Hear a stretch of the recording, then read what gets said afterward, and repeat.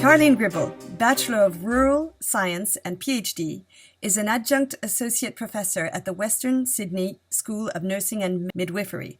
She is here with us today to give us a brief outline of the health professional conference she will give in Paris on the 30th of March, as well as the topic of her conference on the 1st of April in Paris, here for the International Day of Breastfeeding. She has headed and published a lot of research on breastfeeding, much of which has led to World Health Organization recommendations. Her research has covered subjects such as breastfeeding adopted children, the impact of full-term breastfeeding, child protection and breastfeeding, peer-to-peer milk sharing and donations, and some of her research has led to care models for traumatized children. One of her research topics has identified the key points to successful support and information to mothers affected by crises or emergencies to enable them to continue breastfeeding, which is what she's going to be talking about at the International Day of Breastfeeding in Paris on the 30th of March and the 1st of April 2016. Thank you, Dr. Gribble, for joining us here today. We're very much looking forward to hearing you in Paris on the 30th of March and the 1st of April. Oh, thank you so much. I'm really looking forward to it too. Your topic, breastfeeding in emergency situations, is particularly pertinent at the moment in France and many other European countries, with massive population movement. The majority of this massive population movement are young families, the mothers of which are breastfeeding. Our healthcare professionals in France are acquainted with the difficulties in providing efficient support to breastfeeding mothers in dire straits because for a substantial part of the French population, every day is an emergency. And though breastfeeding the baby is probably as priority as it is for any given French mother, education and support to mothers living in dire straits, whether temporarily or permanently, on the value of breastfeeding and how to succeed is a direct contradiction to the glamorous marketing message they get bombarded with from all directions. A large part of the problem in addressing and informing that segment of the population is the obligatory training on infant feeding offered by the world's biggest manufacturer of human milk substitutes to future pediatricians here in France. What research are you bringing us that can give healthcare professionals the best tools to educate and support the mothers breastfeeding their babies in emergency situations, regardless of whatever source their initial training is from? Yes, it's a very good question, and it's something that's indeed really important. I think recognising that mothers who are in stressful circumstances, regardless of what those circumstances are, whether it's a humanitarian emergency like you're experiencing currently in Europe with the migrant crisis, or whether it's a mother who's in poverty or a mother who's experiencing domestic violence in her home and doesn't feel safe. For all of those mothers, breastfeeding can be such an important thing in protecting her child's health, in protecting the relationship between the mother and the child, and enabling the child to have a healthy future. So providing the right sort of support for those mothers is really important. The thing is that we actually know what helps mothers in those circumstances to be able to breastfeed. And that's what I'm going to be talking about at the conference. So it's about the sort of practical things that can assist mothers. It's about the sort of support that health professionals can provide to them. And it's also about what not to do, because as you identified, there are organisations and businesses that have a vested interest in how mothers feed their babies. And sometimes that can have quite a negative influence on them and their ability to breastfeed. And so those are all things that I'm going to be discussing. Can you tell us if there are rules of laws or any particular rules that have been established clearly about advertising human milk substitutes to women who are living in dire straits, who are living or going through an emergency situation? Well, we have, there's actually quite a bit that's to do with the marketing of infant formula and other breast milk substitutes in emergencies. The International Code of Marketing of Breast Milk Substitutes applies in emergencies, so all of the aspects of that code are still enforced or should still be enforced in emergencies. And we've also got a number of other instruments like the infant and young child feeding in emergencies operational guidance and the SPHERE standards on minimum humanitarian aid that also talk about... The what standards? SPHERE standards. So they're an international, it's an international agreement, I guess, on what the minimum things that should be done and not be done in a humanitarian response. And they also address issues that are to do with the marketing of infant formula. So, for example, they all say that donations of infant formula and other breast milk substitutes shouldn't be made in emergencies. And there's good reasons why that's the case, because where milks, not just infant formula, but any milks really, are donated, they will be distributed because they're quite high value products, and people have... Many people have the idea that it would be helpful to mothers to give them infant formula or other milk for their babies.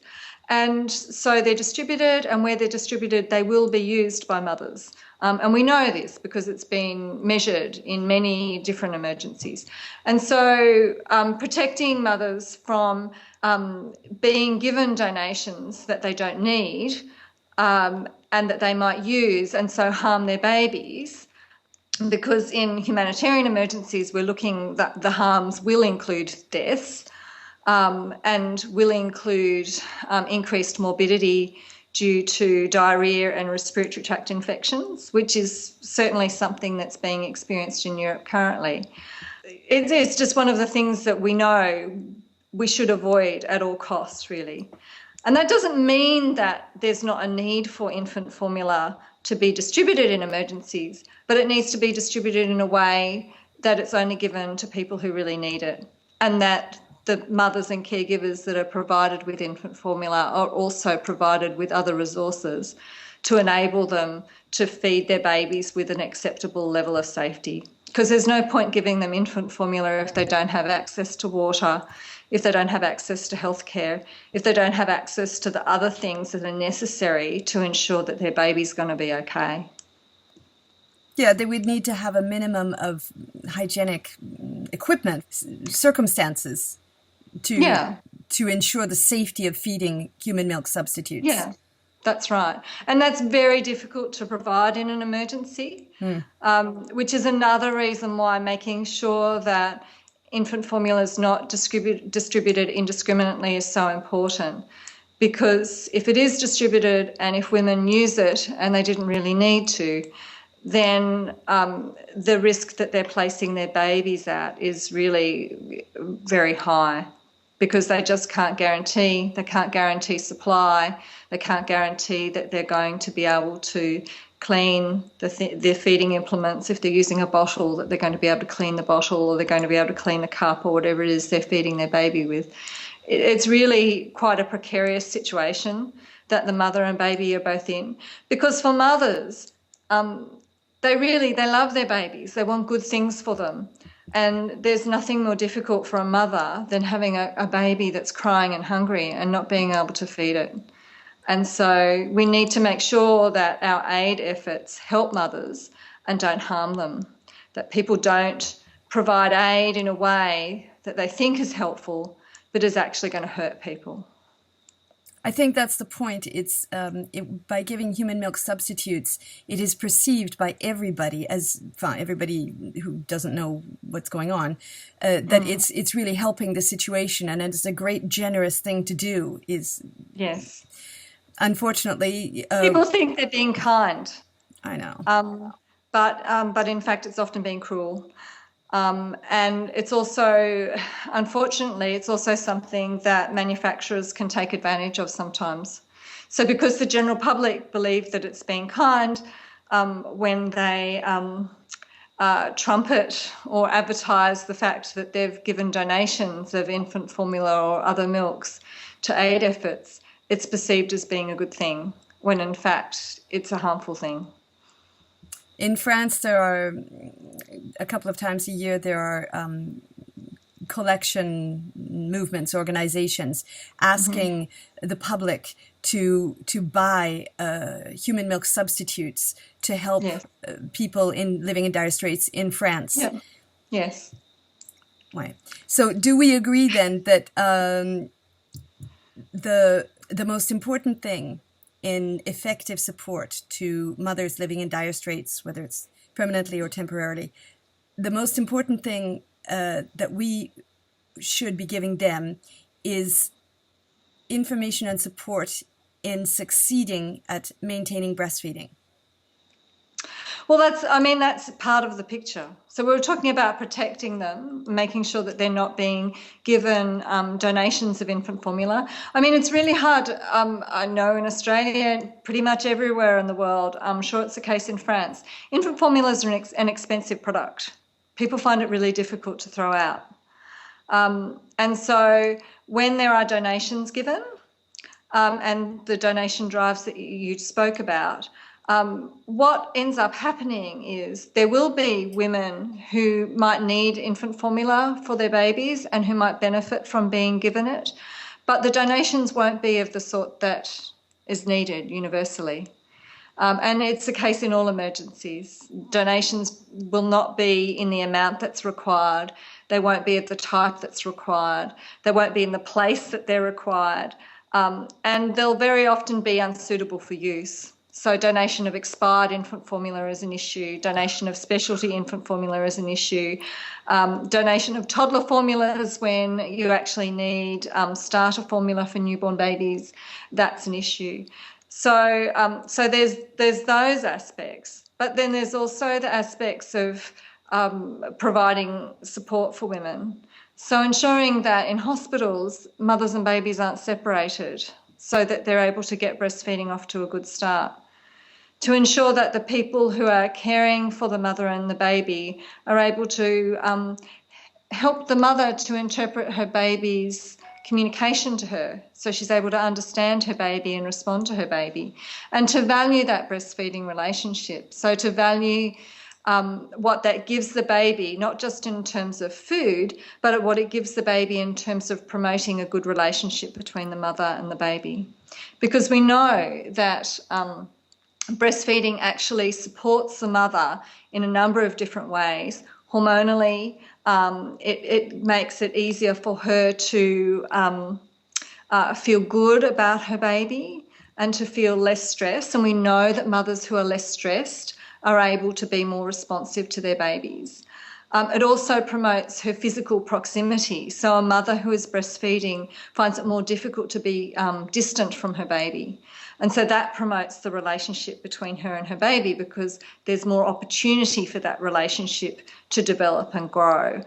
And particularly for very vulnerable mothers, for mothers in very stressful circumstances who can find it difficult to respond to their baby in a loving and caring way, that underpinning of hormones and relationship development that they get through breastfeeding can actually make the difference between her being able to provide an adequate caring environment for her baby and not being able to do so, providing a neglectful environment. So we know that mothers who don't breastfeed or who breastfeed for a very short period of time are more likely to neglect their children in the long run. So supporting that relationship is actually really, really important, and more important the more difficult the circumstances the mother is in. And research has shown that then? We've got research-based statistics on that. Yeah, absolutely. So we know from, for example, from when the Baby Friendly Hospital Initiative was started, that in hospitals where they went from having mother-baby separation and low rates of breastfeeding and those sorts of things, that when they implemented the Baby Friendly Hospital Initiative, that rates of child abandonment decreased in a variety of countries. So not just in one place, but, across the world, that was something that was observed.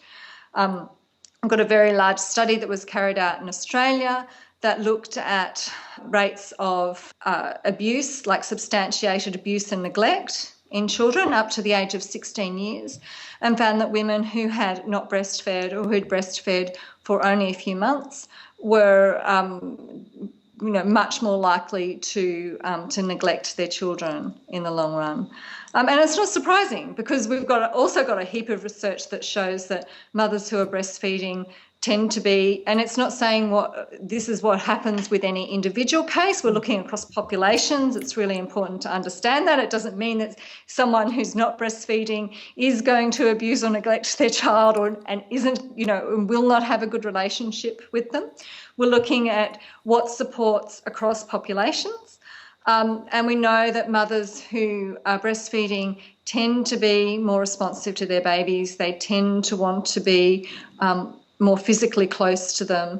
We have loads of observational research, and we also understand the mechanisms behind why that might be the case. It's just one of those things that I guess has been undervalued, and not recognising the important role that can play. And I guess it also underpins the need to provide additional support to mothers who aren't breastfeeding, especially when they're in stressful circumstances, to ensure that doesn't happen, to help them be the best possible mother they can be, because it's a hard job for all of us. We all need all the help we can get. Yes. I think there's a very big misperception all across the world, and that is, breastfeeding is so difficult. Whereas in reality, becoming a mother is the most difficult thing. Breastfeeding takes a learning period. There is a learning time involved in breastfeeding for sure, but it's becoming a mother that's so difficult. And I think if everybody were properly supported and properly informed and succeeded when they choose to breastfeed, I think everybody would agree that breastfeeding makes mothering and parenting so much easier than not breastfeeding. Yeah. I mean, it depends on the circumstances, but indeed having the right sort of support and assistance when you need it from people who respect you and respect the decisions that you're making, I think that makes a world of difference. And unfortunately, for many mothers, that's not what they experience. Yeah. There's no point in telling mothers you should breastfeed and then actually not helping them. Exactly. That is it in a nutshell. Okay, well, thank you very, very much for everything you've said now, and thank you very much for agreeing to come to France to speak on these very important topics. I think if your research was known all over the world, I think we could probably change the statistics on a global level.